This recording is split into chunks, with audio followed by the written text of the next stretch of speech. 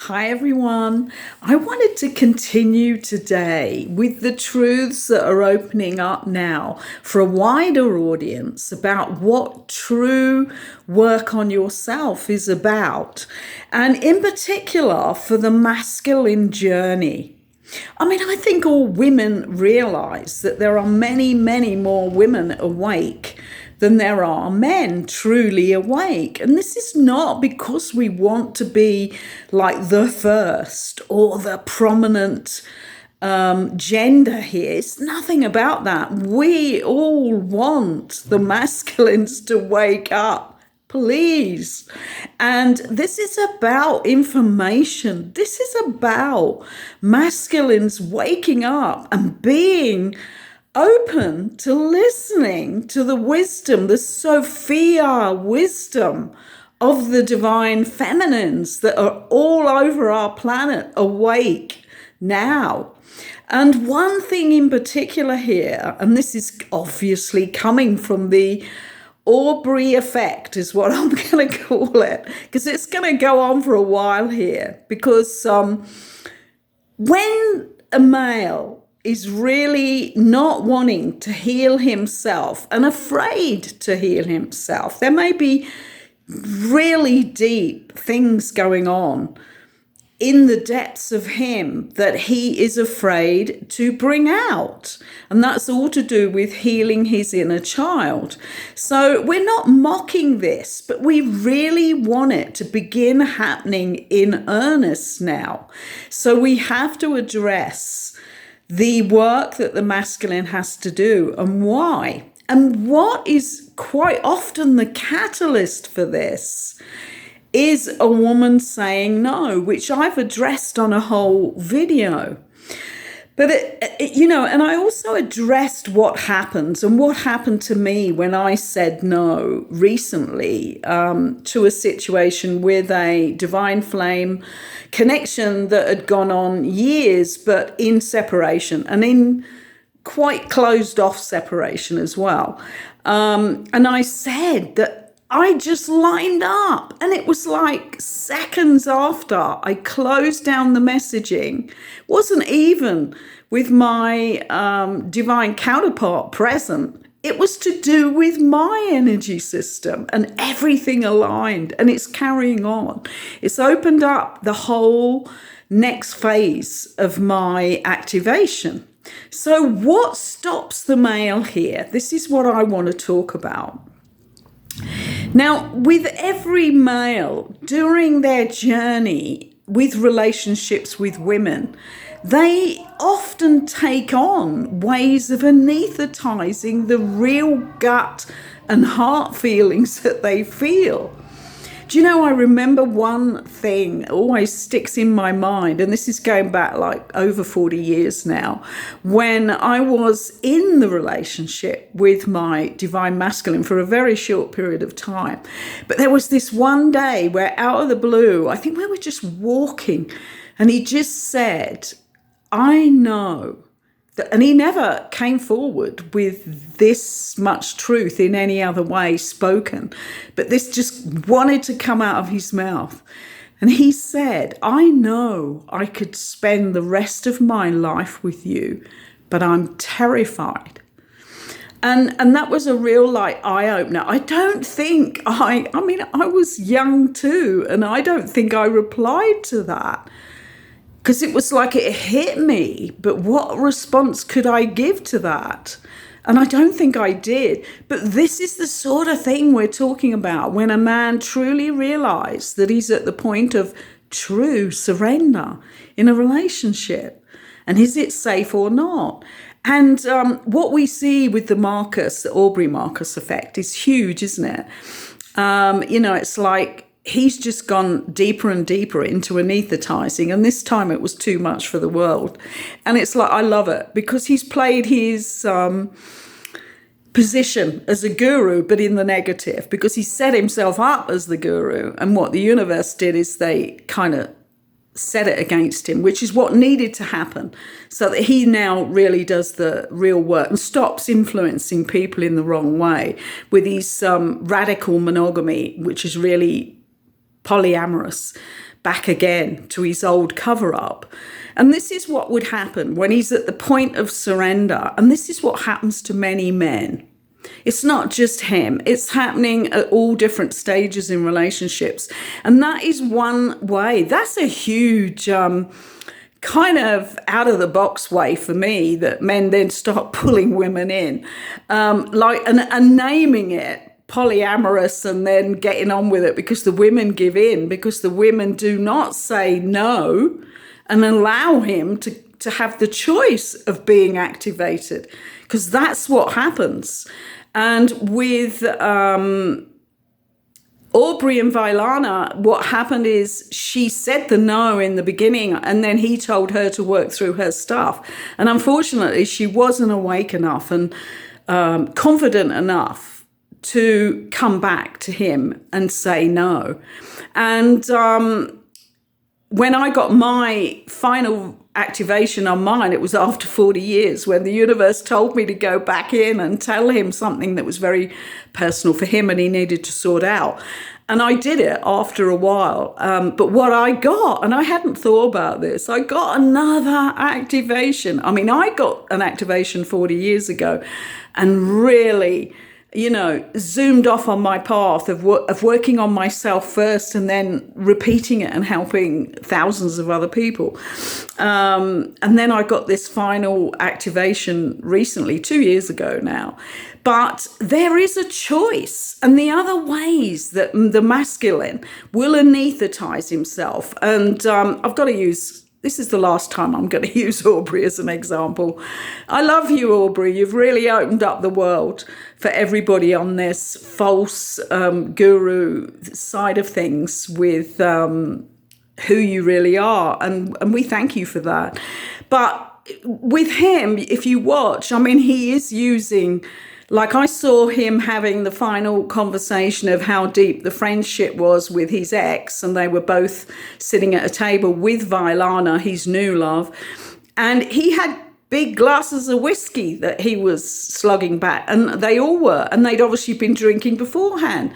Stop the anesthetizing. That was not a true conversation if you'd even had one full glass of whiskey, because it's anesthetized. It's the edges are taken off the truth. It's what can we say? It's stunned. It's been blocked. It's on the low energies when you take alcohol in. The other thing I've seen him do is when he's in maybe more controversial interview is he's got a big cigar on the go. That's two of the things. The other one, of course, is ayahuasca, going back again and again and again. And I mean, right now, the clients I have who go off to retreats, I'm saying to them, do the work in between. I've been saying that for years to these clients, but I'm still having to say that because the modern idea that people like Marcus, Aubrey Marcus, and different groups do is to not tell you that you're supposed to work on it afterwards, because they're not even accepting that. And I have been in conversation with people actually running retreats, and they are putting more and more into that now because they're seeing the explosion of anesthetizing that people are doing who go for trip after trip after trip.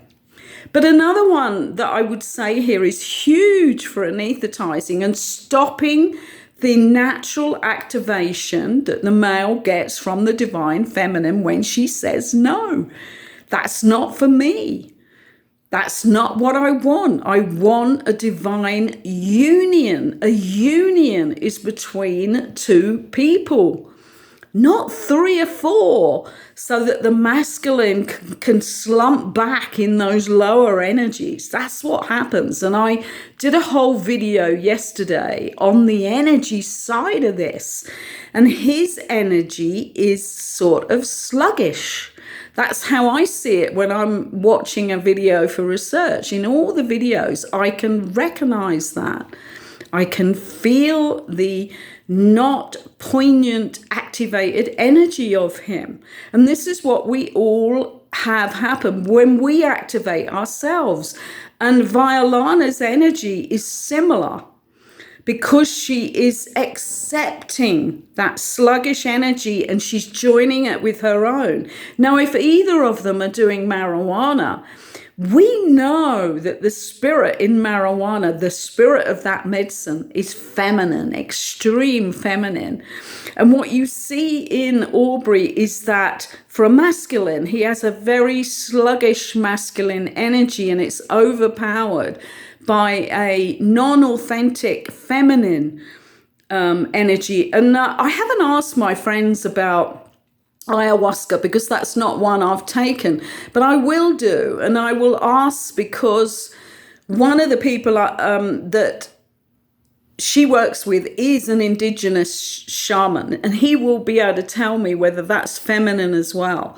But the overpowering feminine energy, which is so out of kilter and out of balance when it's taken through marijuana obsessively, not just one trip, to show you what the spirit of that medicine is trying to show you in yourself. When it's taken and over to anesthetize you, because that's used all the time, all over the world, to bring down stress levels and calm people down. What it stops is masculine action, doesn't it? The poignant, action that comes from the masculine energy in all of us. So it's all so important. So what's some of the others? Some of the others is going to be, well, the sex is obvious, isn't it? Obsession and addiction to sex absolutely activates the lower chakras, so that the man does not come up through and activate and be running from the heart and from the voice where he tells the truth, and then from the crown where he's receiving the direct communication from his higher self. So, over activating the sexual chakras, which is happening there in that situation. But for many, many masculines, that is the way they calm everything down on their growth, and they do not accept the activation. Food is another one. You can eat and eat and eat, and you can eat the wrong food, so that you're eating for comfort and not nutrition. And also overeating, like eating that last half plate that you really shouldn't be eating, and not even getting that word that comes in that says, actually, I'm full, and then walking away. That's just one little thing you can have as a practice. When you get 3/4 of the way through the meal, ask yourself what your body's feeling, and then put it in the fridge. Eat it for a snack the next day. You don't have to chuck it away. And it's the same with everything. It's the same with when you take that first drink of the day. Ask yourself why you're taking it. This is for all the men out there, but also the women. But mainly we're talking about why we do not have all the divine masculines activated, why we do not have all the men rising up in as many numbers and quantities as we do the women. And so going back to the drink, when you take that first drink of the day, you're going to say to yourself, I am going to be allowed to drink this drink, but what I want to know first is why I'm doing it. I mean, I did that to give up. The worst thing I had to give up was cigarettes. And it was really difficult. And that's what I did. And it was really amazing what I got. Because for me, and I was shocked when I got the first response, on that. And it was like, nobody can cope with who you are and all of you. Just have a cigarette, light up another cigarette. That was what came through. And, over a period, I think it took me a year actually, because I went on to roll-ups, and then I mixed it with a herbal blend, which was called something dragon. I can't remember what the first word was, and it used to smell really strong. And I mixed it, and I got it down to like 5% nicotine tobacco in the end. And that was how I did it over a year. But I never had any withdrawals, and I just took the last cigarette, and that was it.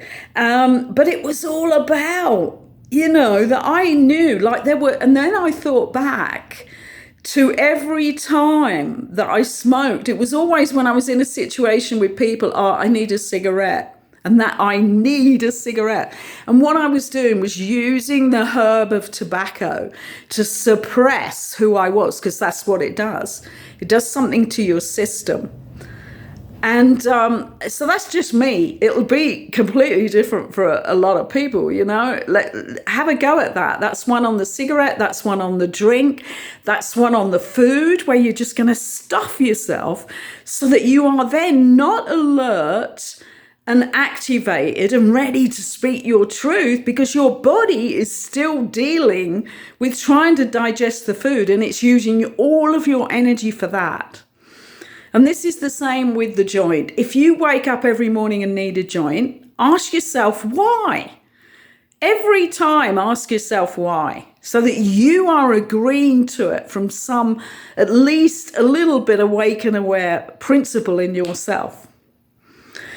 So a lot to work on here in our world, isn't it? But we don't have a huge length of time here. You know, there are a certain amount right now of male and female that are awakened and still working on themselves every day. But there are so many who are straddling that line still. And it's those that we've got to pick up now. It's those that we've got to get moving forward, because we're going through the biggest awakening, an evolution of the human collective on the whole, you know, system of Earth has ever seen. And it's important. So we need as many as we can. And what I see with the people that I'm working with now and that come towards me is I'm picking up the straddlers. I'm picking up the ones that I can still work with. But there's going to come a time where people have made that choice. We always knew. I mean, I was given this in channeling years ago, that there would come a point. And it's kind of called the crossing.